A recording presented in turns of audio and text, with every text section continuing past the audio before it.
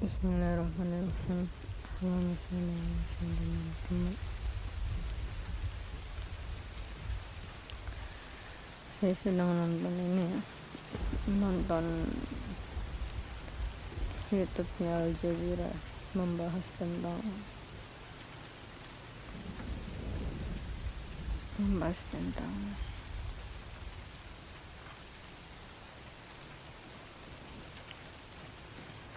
kekejaman yang terjadi di penjara Zionis,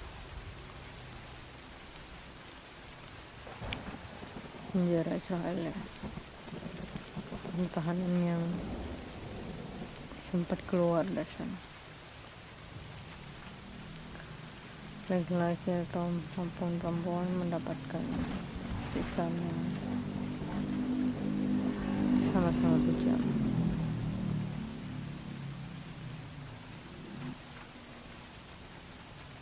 Sebenarnya ini adalah salah satu alasan mengapa terkadang saya berpikir bahwa ketika Indonesia ini Allah hilangkan, berapa banyak nyawa yang terselamatkan.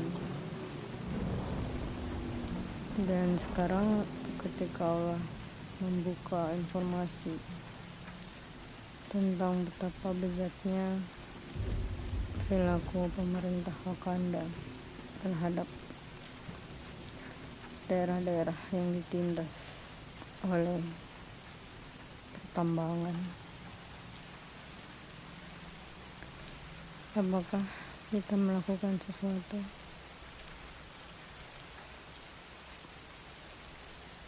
Sesuatu dilakukan, tetapi pertambangan yang sempat terhenti dilanjutkan lagi. Maka ketika Allah mengizinkan untuk menghilangkan negeri ini untuk terjadi, saya merasa menjadi salah satu orang yang bersyukur, karena toh orang-orang di negeri ini lebih banyak yang tidak peduli daripada yang peduli. Yang peduli malah ditangkap dan dipersekusi, diancam, dan mendapat berbagai tekanan selama hidup. Jumlahnya pun hanya sedikit. Para ulamanya malah sibuk mencari profit dari kaum munafik.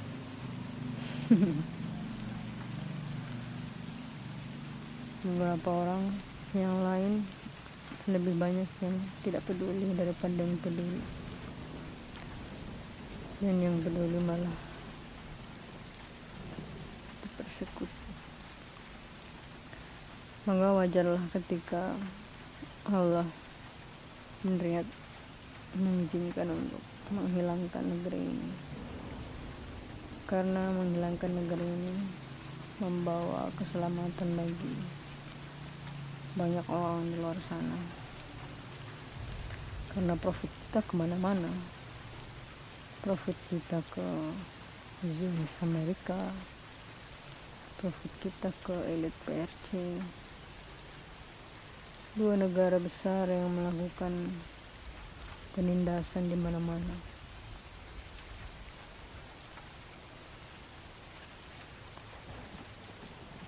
Apa ya, sudahlah. Mungkin kalian berpikir sedekah kalian terhadap gaji itu banyak ya kan? Katanya sampai bisa beli Ferrari. Tapi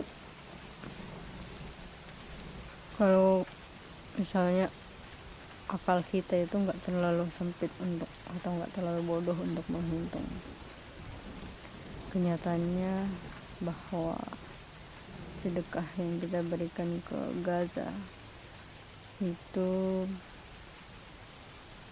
lebih sedikit daripada profit yang didapat Zionis Amerika dari hubungan ekonomi yang dibangun oleh kaum munafik dengan Zionis Amerika. Tapi ya sudahlah, semoga Allah memaafkan kita ya kalau Allah berniat mengazab kita. Semoga dalam hukuman itu Allah memaafkan kita.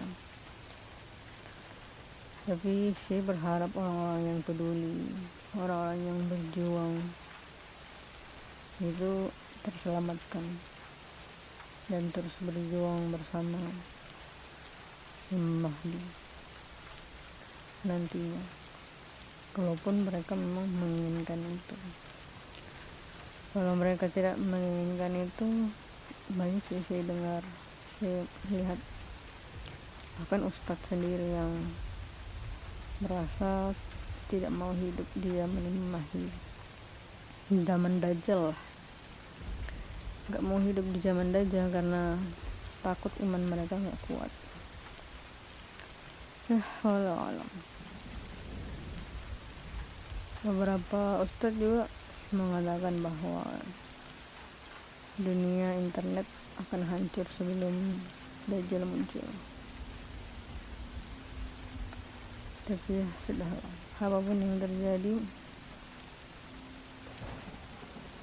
yang menyebabkan berbagai kejahatan, ekstinfal yang anak-anak diperlakukan sangat tidak manusiawi oleh golongan Zionis,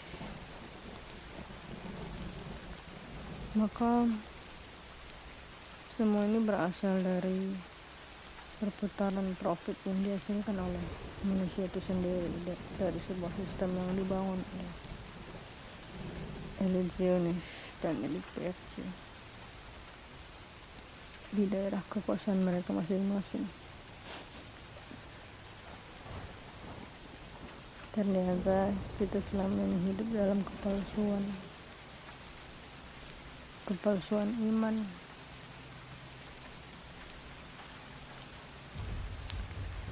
Maka apa yang lebih buruk daripada umat muslim yang enggan bersatu dan menegakkan Al-Quran?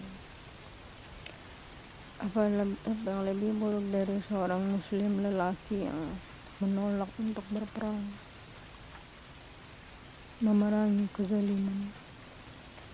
Apa yang lebih buruk daripada umat muslim yang membiarkan dirinya dimanfaatkan untuk kejahatan? Apa yang lebih buruk daripada umat muslim yang merasa dirinya aman dari hukuman Allah karena membiarkan kaum munafik baik untuk senang-senang?